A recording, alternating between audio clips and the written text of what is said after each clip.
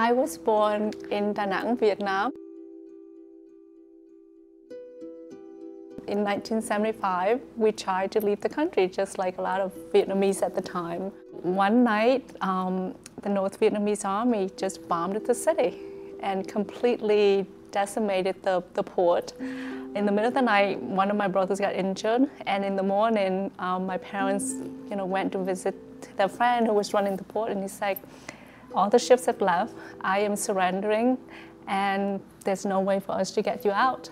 So they walked from where the port is, the naval port, back to where we live, 20 miles.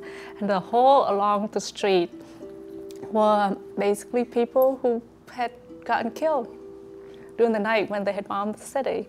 So my parents had 3 young children. I was 8, a 6-year-old, and a 1-year-old, and 2 old grandmother walked for 20 miles.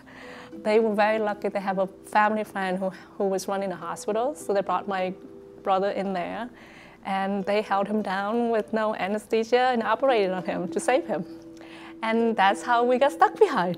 My father, he was a professor, but he also worked with the Vietnamese government. My father was put on trial in the middle of the town square. And he was condemned to the loudspeaker that he was the enemy of the state, but he was lucky.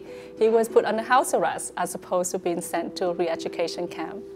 We were told that that's what my parents are trying to do, is organize an escape. He found this family, 2 brothers, who has a fishing boat. It took 4 years because they have to very quietly accumulate food supplies on the boat without getting the suspicion of the government. I just remember being on the ocean and you just look out and there's just nothing but water. That's it. And we were on the sea for 7 days, and we sailed into Hong Kong harbor at night.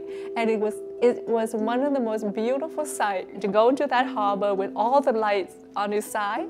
And there we were, 32 refugees on this wooden little boat.